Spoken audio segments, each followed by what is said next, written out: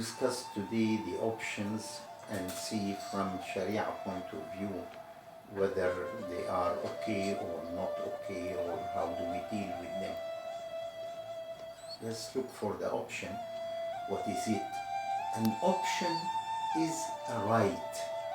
It's a financial right. It's a right to buy a commodity or a share or a quantity of currency at a future time at a price that is agreed on now.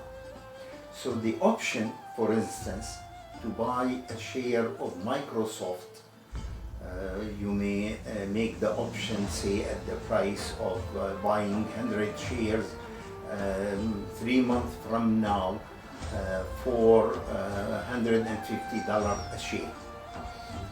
That is an option. Now you pay for the option a price.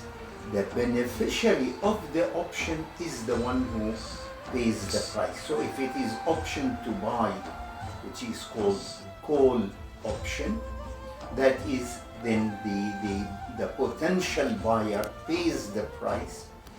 Could be like $2, for instance, in this case, per share.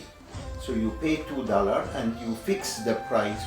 At the end of 3 months, you can buy that quantity of share, the 100 shares you agreed on, for the price of 150. That means if the price of the share increased, it will be to your benefit as a buyer to buy the share for 150 and sell it in the market, because the market price is 160.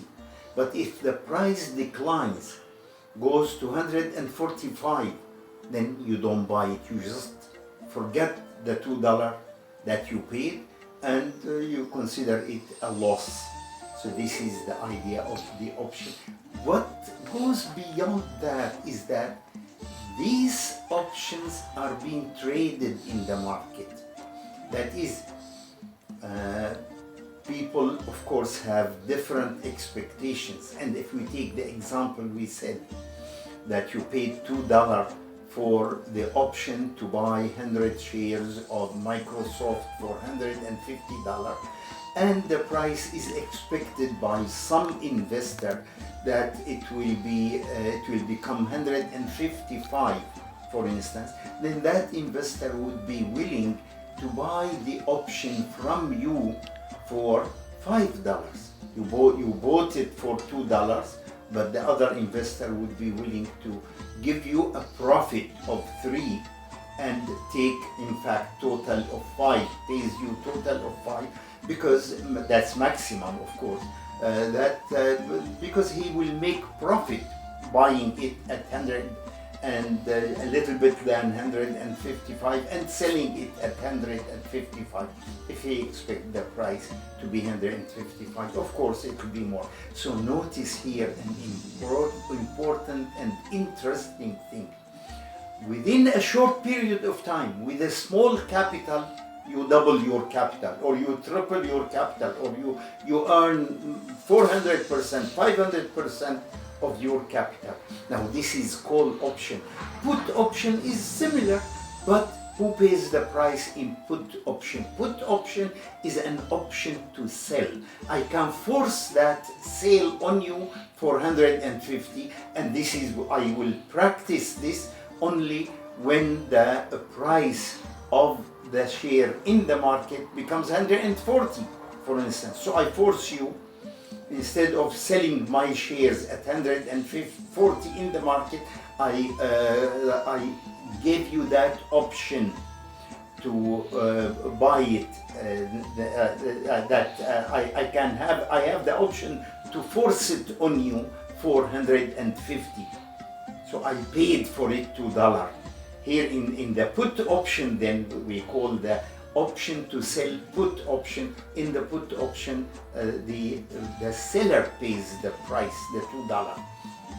But of course, I will practice that if the share price goes down, so I can, I'll be kind of guaranteeing a price for it, which is 150. Of course, I paid $2, so my net will be 148. The same thing for the net in a call option will be if the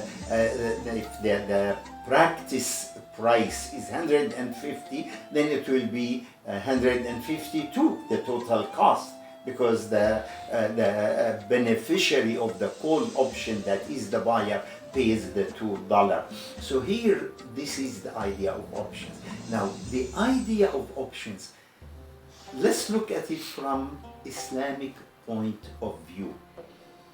In Islam, we have established a principle which is very, very important.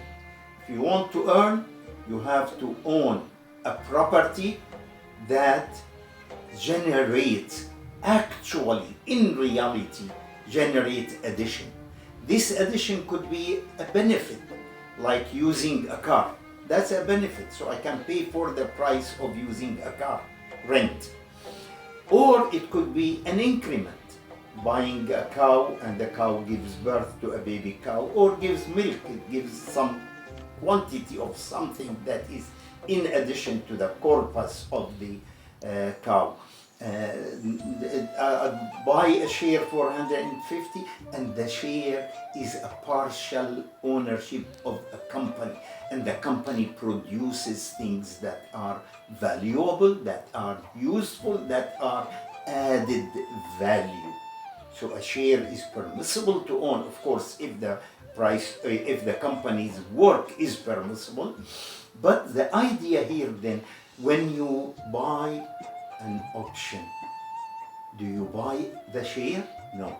You buy the right, which you may exercise or you may not, to buy a share. But you don't own any part of the company.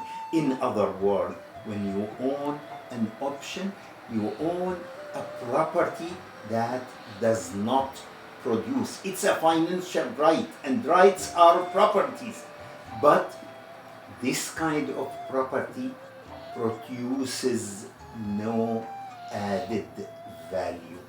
And this is why the OIC Fiqh Academy, that studied issues of these kinds, including options, ruled that options of all their kinds, call or put, whether they are practiced in any country, because there are differences between American option and European option and so on, that is okay.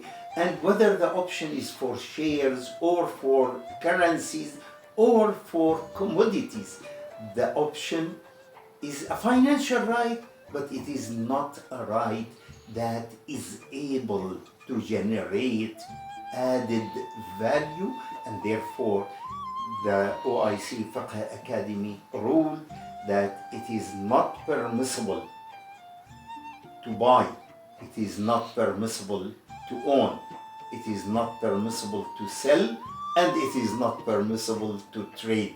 That is almost exactly the text of the decision of the OIC Fiqh Academy in this regard, after studying the options. So the option is not really an asset for Muslims, and it is not considered an asset in Islam. Period. Walhamdulillah.